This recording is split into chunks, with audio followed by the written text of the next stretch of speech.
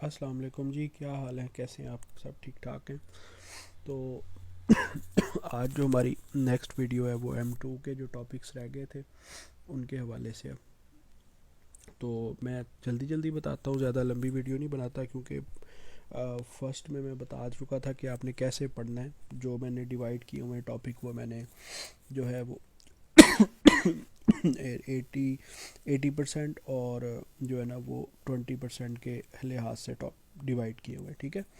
तो आपको मैंने बताया था कि जो 20% वाले हैं उनको आपने करना ज़रूर है, छोड़ना नहीं है, लेकिन आपने जस्ट रीड करनी है। और जो 80% वाले हैं उनको आपने इच्ची बिच्ची उनकी याद करनी है, ठीक है ना। उनकी आपको हर चीज़ आती हो, उनको आप कुछ मिस नहीं कर सकते। सॉरी। तो सबसे अब पहले जो है ना जो टॉपिक रह गए हैं मैं जल्दी जल्दी आपको बताता हूँ। नेफ्रो, ठीक है। अब नेफ्रो में जो 80% टॉपिक्स हैं वो है सबसे पहले रेनल फेलियर, ठीक है। रेनल फेलियर को मैं RF लिख दूँ तो इसमें एक्यूट और क्रॉनिक आपने दोनों करना है, ठीक है। अच्छा, अब रेनल फेलियर में आपको जो है ना वो कुछ टर्म्स होती हैं, एजोटीमिया है, यूरीमिया है, उन टर्म्स का आपको बड़े अच्छे तरीके से पता होना चाहिए। उसके बाद है नेफ्रोटिक और नेफ्रीटिक, ठीक है। नेफ्रोटिक एंड नेफ्रीटिक वर्सेस नेफ्रीटिक, इसका कॉन्सेप्ट आपको बहुत क्लियर होना चाहिए, ठीक है। अच्छा, नेफ्रो में से दो क्वेश्चन आते हैं, लेकिन नेफ्रो और एसिड बेस बैलेंस को मिला के जो है ना इसको हम दो क्वेश्चन काउंट करते हैं, ठीक है। तो सॉरी, ये मेरी जो खांसी है या मेरा जो फ्लू है इसके लिए थोड़ी सी माजरत है, ठीक है। तो आप लोगों ने एक तो फौरी तौर पे अपने दोस्तों को टैग करें, ठीक है। माशाल्लाह से आप लोगों ने फर्स्ट वीडियो में अपने फ्रेंड्स को टैग किया है, तो सेकंड में भी ज़्यादा सब के साथ टैग किया करें। और फौरी तौर पे इसका लिंक कॉपी करके अपने क्लास ग्रुप्स में, अपने व्हाट्सएप ग्रुप्स में शेयर कर दिया करें। और अगर आपके कोई दोस्त नहीं ऐड होते हैं तो उन्हें इनवाइट कर दिया करें। ऊपर ग्रुप में इनवाइट का ऑप्शन होता है, इनवाइट कर दें, मैं फ़ौरन ऐड कर रहा हूँ आजकल। अच्छा, तो ये रेनल फेलियर आपने कर लिया। उसके बाद नेफ्रोटिक वर्सेस नेफ्रीटिक। अब नेफ्रोटिक नेफ्रीटिक में ना कुछ आगे डिफरेंट थोड़ी थोड़ी डिजीज़ हैं, जैसे गुड पास्चर सिंड्रोम है, या पोस्ट एप्टोकोकल ग्लोमेरुलोनेफ्राइटिस है, या फिर आपकी जो है वो IgA नेफ्रोपैथी है। ये आपने करनी है, वो इसी में आती हैं, ठीक है ना।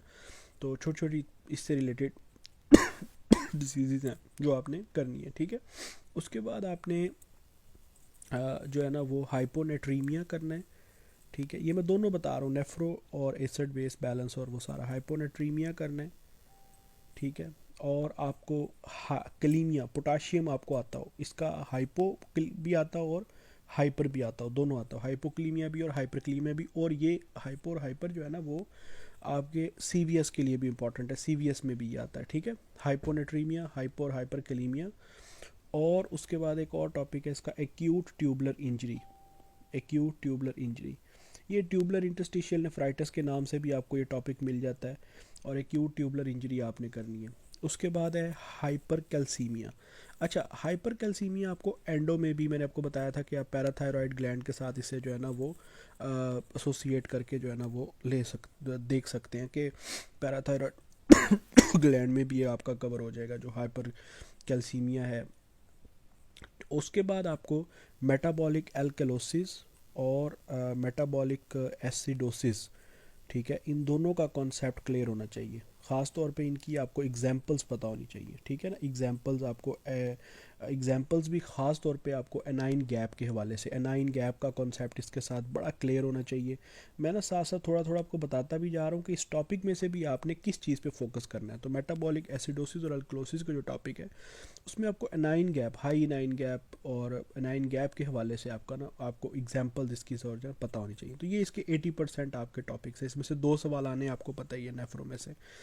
अब अगर हम इसकी 20% टॉपिक्स की बात करें तो 20% टॉपिक्स में आपने इसको आपको पता होना चाहिए कि पेशेंट को हम डायलिसिस कब करवाते हैं, ठीक है ना। उसकी आपको कंडीशंस का पता होना चाहिए। कॉजेज़ ऑफ प्रोटीन यूरिया का आपको पता होना चाहिए, ठीक है। प्रोटीन यूरिया की कॉजेज़ क्या है? रेनल आर्टरी स्टीनोसिस का एक है। अच्छा, रेनल आर्टरी स्टीनोसिस आपकी रिमोटोलॉजी में भी आपको पता है, आपको आएगी कि वहाँ पर जब आप मीडियम सेल आर्ट जो है ना आर्टराइटिस पढ़ते हैं तो आर्टराइटिस में भी आपको वहाँ पर भी आपकी कवर हो जाएगी, ठीक है। उसके बाद आपकी पॉलीसिस्टिक किडनी डिजीज़, और रेनल स्टोन्स या यूरिटर स्टोन्स। लेकिन रेनल स्टोन और यूरिटर स्टोन्स जो है ना, ये आपके कवर हो जाते हैं बड़े इजीली आपके जो सर्जरी का पोर्शन है वहाँ पे। तो ये आपके नेफ्रो के जो है ना वो सॉरी टॉपिक हो गए जिसमें आपने ये चीज़ें करनी है। मैं टॉपिक के साथ साथ बताता भी जा रहा हूँ कि इसमें से मोस्ट इंपॉर्टेंट आपने करना क्या है। नेफ्रोटिक नेफ्रिटिक में मैंने आपको बता दिया कि फर्दर 3 है, गुड पास्चर, पोस्ट एप्टोग्लोमेरुलोनेफ्राइटिस और आईजीए नेफ्रोपैथी। इसी तरह हाइपरनेट्रीमिया क्लीमिया जो है ये आपको सीवीएस में भी आ सकता है और इसमें भी आ सकता है, ठीक है। एक्यूट ट्यूबुलर इंजरी है, एसिडोसिस है और ये हो गया। अच्छा तेज़ तेज़ चलते हैं। अगला टॉपिक आपको मैं बताता हूँ साइकाइट्री का, ठीक है। साइकाइट्री क्योंकि मैं अभी वो बता रहा हूँ जिसमें से 2-2 सवाल आने हैं, तो आप लोग जल्दी जल्दी से कर लें, ठीक है। साइकाइट्री को मैं पी ही लिख रहा हूँ। अच्छा साइकाइट्री में आपने सिर्फ इसके 7 टॉपिक्स हैं जिनमें से इंशाल्लाह ताला मुझे पूरी उम्मीद है कि दोनों के दोनों आपके जो है ना क्वेश्चन आ जाएंगे और एमसीक्यूज भी आपके इंशाल्लाह कवर हो जाएंगे। इसमें आपका डिलीरियम है, उसके बाद आपका शिज़ोफ्रीनिया है और आपके एंग्जाइटी डिसऑर्डर या डिप्रेशन डिसऑर्डर के डिप्रेशन या एंग्जाइटी, ठीक है, इस दोनों को एक चीज़। उसके बाद आपका जो है ना वो बाइपोलर डिसऑर्डर है, ठीक है, बाइपोलर डिसऑर्डर है। फिर कन्वर्जन डिसऑर्डर है, कन्वर्जन डिसऑर्डर है, ठीक है। और उसके बाद ओसीडी है और ईटिंग डिसऑर्डर्स हैं, ठीक है। वो बुलिमिया नर्व्यूज़ा वगैरह आपको पता ही चल गया। तो ये 7 क्वेश्चन 7 टॉपिक्स जो है ना वो इंशाल्लाह ताला आपके इसी में से आपके 2 क्वेश्चन आ जाएंगे। और अगर 20% की हम बात करें तो 20% के लिए आपके पास अल्कोहल विड्रॉल है, ठीक है, अल्कोहल विड्रॉल है। उसके बाद आपका जो है ना वो प्यूरपेरल साइकोसिस है जो आप लोग अपनी उसमें भी पढ़ते हैं, उस ऑब्स और गाइनी में भी आपने देखनी है। एग्रोफोबिया है, ठीक है। और सोमैटोफॉर्म जो है ना वो आपकी डिजीज़ है, सोमैटोफॉर्म डिजीज़, ठीक है। अच्छा इसमें से जो साइकाइट्री है ना, इसमें आपने जो मैंने ये 7 टॉपिक्स बताए ना, डिलीरियम, शिज़ोफ्रीनिया, एंग्जाइटी या डिप्रेशन, उसके बाद bipolar disorder, conversion disorder, OCD और ईटिंग डिसऑर्डर, आपको मेजॉरिटी सॉरी मेजॉरिटी जो है ना वो आपके इसी में से कवर होने हैं। मुझे पूरी उम्मीद है कि आपके इन्हीं 7 में से जो है ना दोनों सवाल भी आ जाने और आपके एमसीक्यूज़ भी कवर हो जाने, ठीक है। तो बाकी आप लोगों को परेशान होने की बिल्कुल भी ज़रूरत नहीं है। इजीली आप लोगों ने जो है ना वो अपनी मेडिसिन पास कर लेनी है क्योंकि दोनों चीज़ें हमने मिला कर चलनी होती हैं। अब मैं आपको बताता हूँ न्यूरो। अच्छा न्यूरो में से बिल्कुल बेशक सवाल एक आना है, लेकिन न्यूरो के टॉपिक्स थोड़े से बड़े हैं। लेकिन न्यूरो करने का आपको ये फ़ायदा हो जाता है कि पीड्स में न्यूरो के 2 सवाल हैं। तो आप यहाँ से जब करते हैं ना तो आपके पीड्स के 2 सवाल हो रहे होते हैं। चलो मेडिसिन में तो आपको एक कवर हो रहा होता है, लेकिन पीड्स के आपके 2 सवाल कवर हो रहे होते हैं। तो न्यूरो के जो टॉपिक्स हैं उसमें आपने स्ट्रोक है, 80% वाले बता रहा हूँ, स्ट्रोक है। उसके बाद मेनिंजाइटिस है, उसके बाद एपिलेप्सी है, ठीक है, एपिलेप्सी है। उसके बाद जीबीएस है और मेस्थीनिया ग्रेविस है और पार्किंसनिज्म है, ठीक है।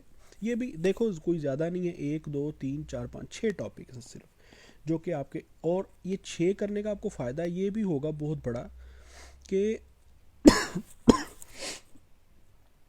ये जो 6 करने का आपको बहुत बड़ा फ़ायदा होगा वो हो आपको उसमें भी देखने को मिलेगा आपकी जो पीड्स है, ठीक है ना। पीड्स में आपको इसको आप देखोगे कि पीड्स में आपको जो है ना इसका बहुत ज़्यादा फ़ायदा देखने को मिलेगा, ठीक है, क्योंकि पीड्स में आपके 2 सवाल हो जाएंगे और यहाँ अगर एक भी हुआ तो खैर है।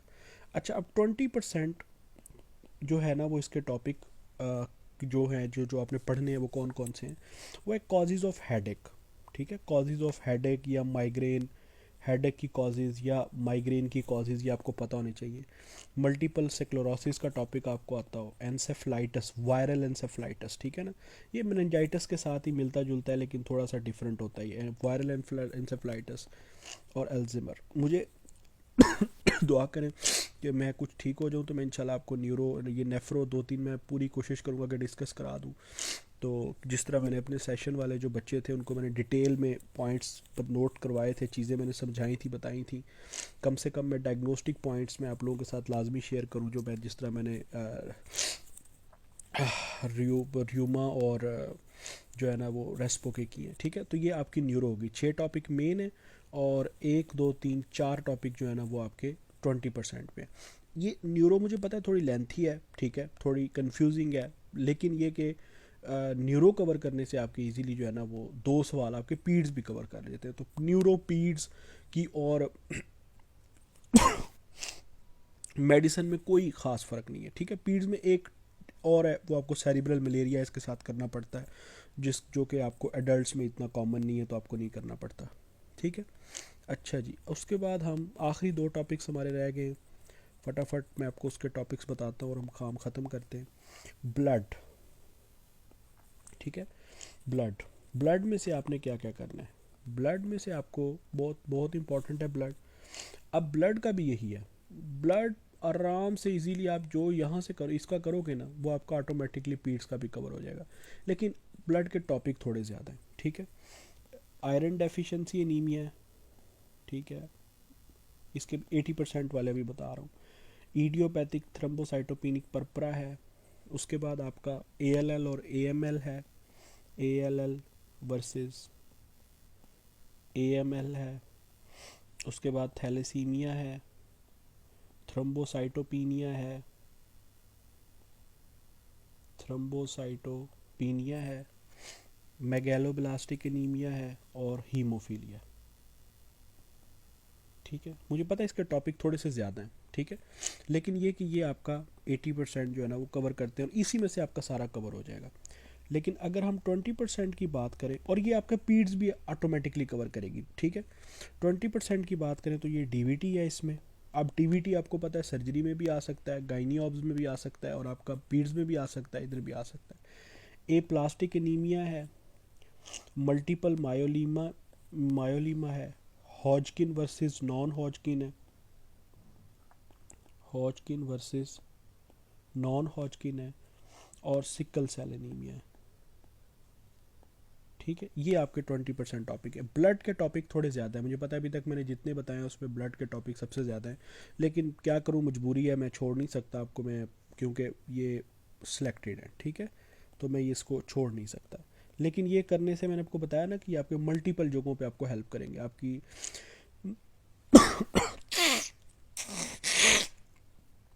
सॉरी ये आपकी मल्टीपल जगहों पे हेल्प करेंगे, आपके जनरल सर्जरी में भी, सिस्टेमिक सर्जरी में भी, और आपकी जो है ना वो मेडिसिन में भी, पीड्स में भी, गाइनी ऑब्स में भी, हर जगह पे आपको ये टॉपिक्स आपको देखने को मिलते हैं। फौरी तौर पे अपने दोस्तों को टैग करें, ठीक है ना। अभी तक अगर आप वीडियो सुन रहे हैं तो फौरी अभी इसी वक्त रोक के अपने जितने भी फेलोज़ हैं, फ्रेंड्स हैं, उनको टैग करें और एक दूसरे का हौसला बने, एक दूसरे को हिम्मत दें, हौसला दें, एक दूसरे को डिप्रेस करने के बजाय, नाराज़ होने के बजाय, मुंह बनाने के बजाय एक दूसरे की इस वक्त हेल्प करें।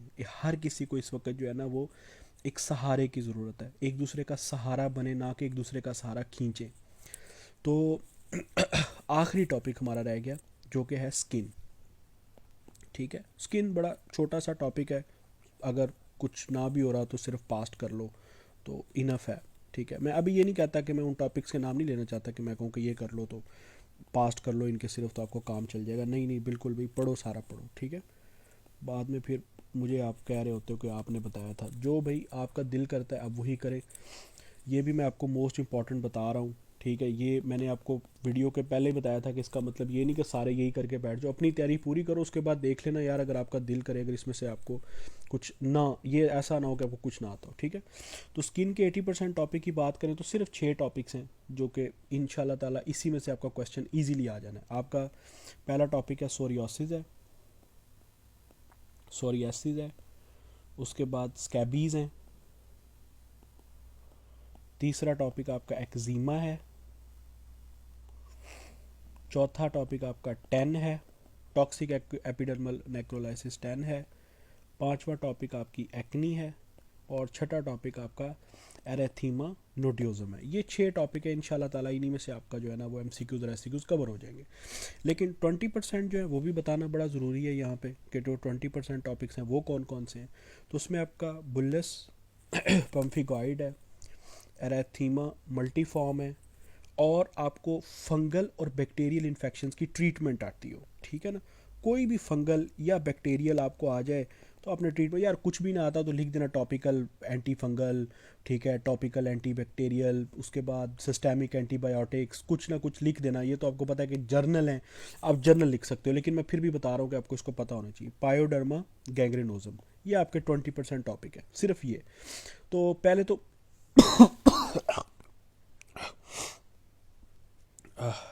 सॉरी, तो ये जो पहले तो ये जो 80% टॉपिक्स हैं ना, ये आपने करने हैं और इंशाल्लाह इसी से कवर हो जाएगा। और अगर टाइम ना मिले तो इसके पास पेपर भी कर लो तो इनफ है, ठीक है। तो ये आपकी मेडिसिन सारी की सारी कवर होगी। आपकी इन्फेक्शियस डिजीज़ रह गई हैं, वो मैं आपको इंशाल्लाह लिख के पेपर के ऊपर बता दूंगा। अभी मुझे थोड़ा सा उसके ऊपर उसके ना और इम्पोर्टेंट आना बाकी है, तो मैं आपको उसमें बता दूंगा। तो फौरी तौर पे अपने दोस्तों को, फ्रेंड्स को, फेलोज़ को टैग करें, दुआओं में याद रखिएगा। जैसे ही मौका मिला इंशाल्लाह आप लोगों के लिए नेफ्रो की और बाकी वीडियोस बनाऊंगा। तो दुआओं में याद रखिएगा। फ़ी मान अल्लाह, अल्लाह ताला आप सबको जो है वो खुश रखे। अल्लाह हाफिज़।